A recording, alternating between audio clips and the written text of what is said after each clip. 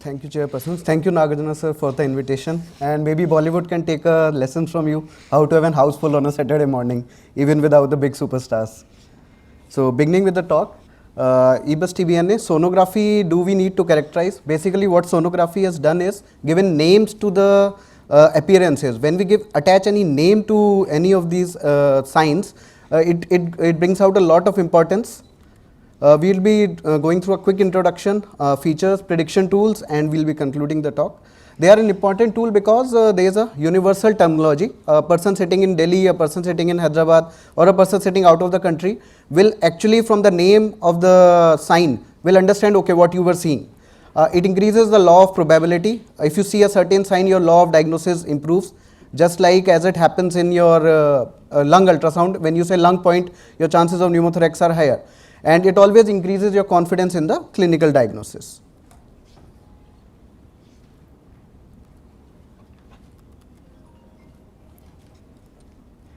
So this is a quiz which we have added a question. So how commonly we document the EBUS sonographic features in our practice, in India especially?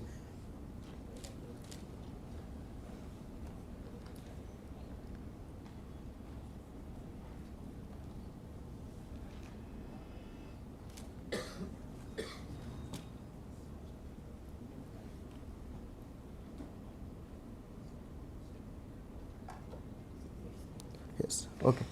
So the answer is absolutely correct by the majority. This was the survey done by the AIIMS group. Dr. Karan Madan was the primary author. And though it had only 134 respondents, I'm sure there are at least about 500 or 600 pulmonologists who have their own EBUS machines and doing EBUS. There was a low response rate, and only 7.5% routinely performed the EBUS elastography at that time. The factors which could have attributed is the machine which and the processor which was present with the users. So B mode sonographic features, we'll begin with the size. Size is measured by the short axis diameter. It is something which is, when you draw a line perpendicular to the largest diameter, you call it a small axis diameter. We were lucky enough to do a systematic review back in 2020, which is still the latest systematic review which has been done. And the size was shown to predict malignancy was about higher sensitivity but a very low specificity. When you go about changing the shape, there are two types of shape, oval and round. Some few of the papers have even mentioned triangular shaped lymph nodes.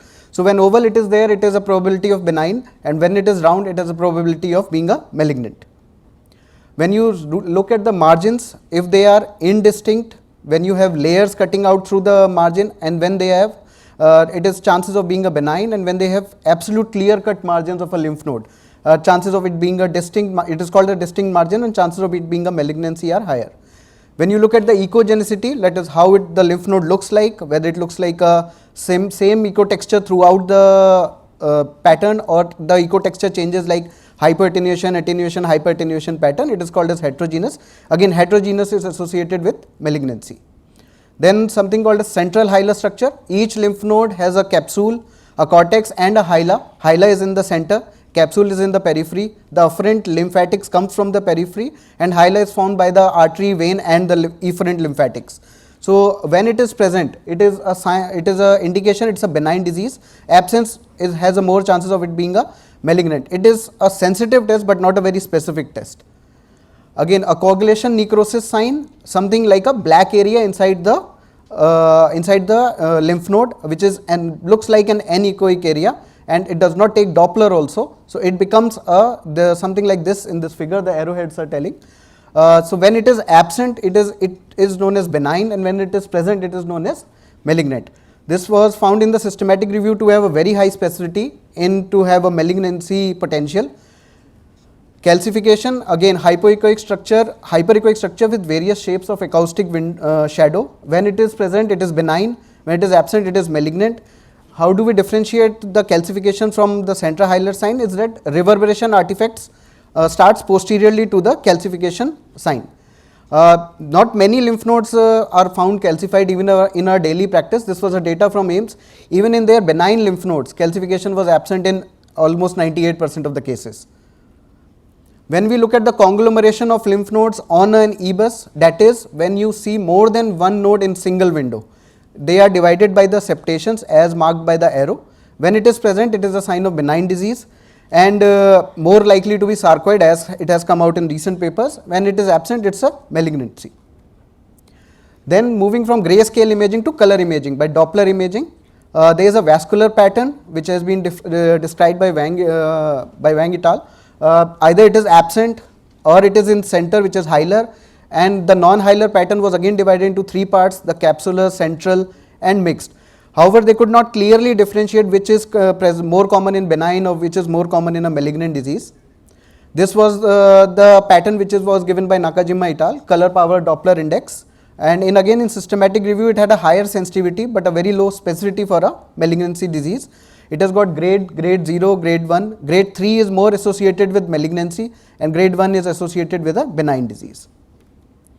Septal vessel sign, this sign has come up recently. Now more and more literature is being available on this thought, and it is being seen as you see the conglomeration in a lymph node and you see the blood vessels around the lymph node.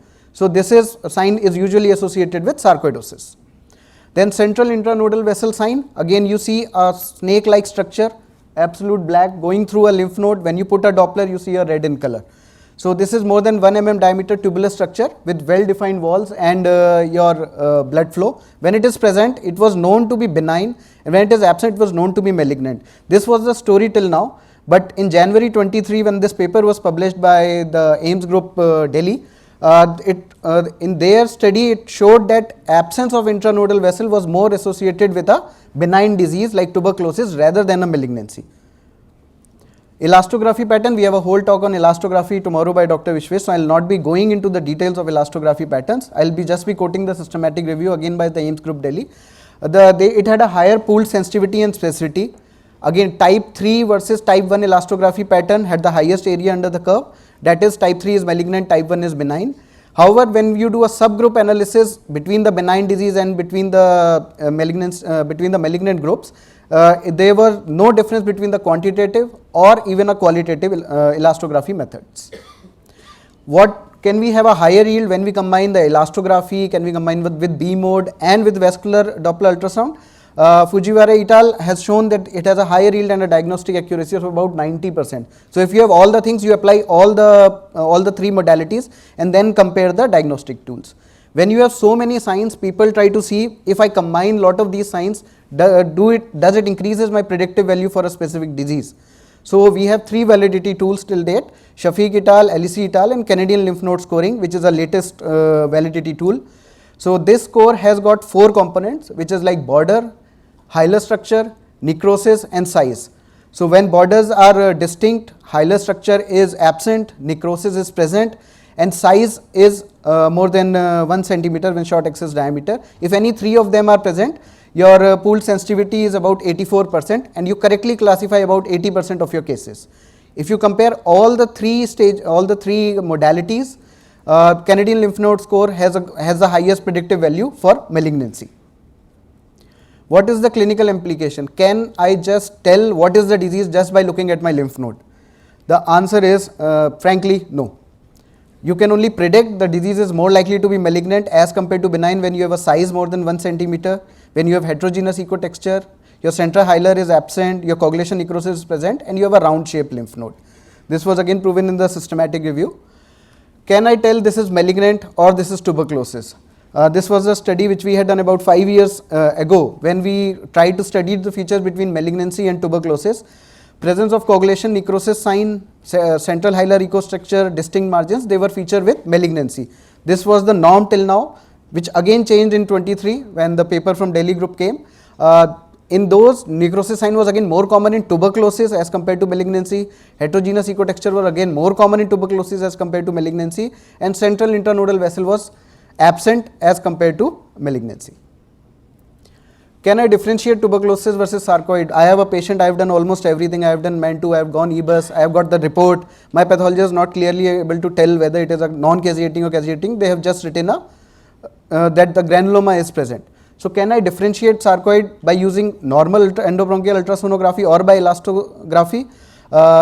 This was a paper published by the PGI group, in which they said that tuberculosis versus sarcoidosis when you have to differentiate.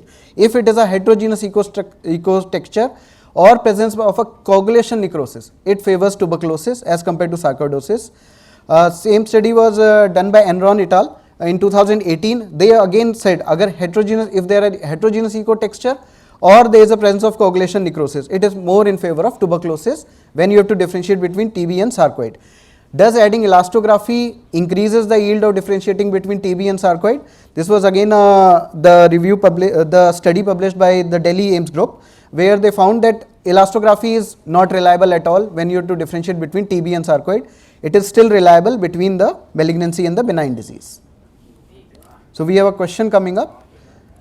Which of the following sign is 100% specific to detect malignancy?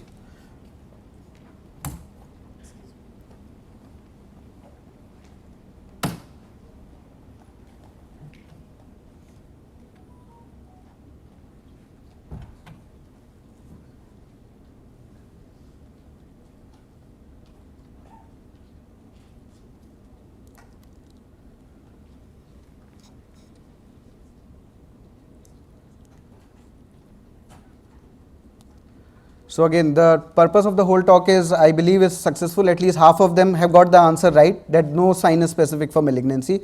Just by looking at the lymph node, you cannot tell what it is. Just before taking up the flight yesterday we had a case with a conglomerate lymph node. We were sure it was sarcoid. We did a rose and we did a pulmonologist rose there only. It was full of malignant cells. He was a young male, 23-year-old, and histopathology reports obviously will come by Tuesday. But still, you cannot just rely on sonographic signs. They are for their knowledge, they are there for generating the data. Maybe with integration of artificial intelligence in sonographic features, we will have some good results. Already 2 papers are there in the literature where they have shown improved yield as compared to the human acknowledgement of the signs. So going by the conclusion, EBUS features have the potential to give you a more precise location, to avoid a vascular area in lymph node so that more of material can be achieved and less of blood. It is not after 2 days your pathologist is telling you it is full of blood and there is no cells. No single sign is diagnostic. It is supplemental to your tissue diagnosis. Thank you.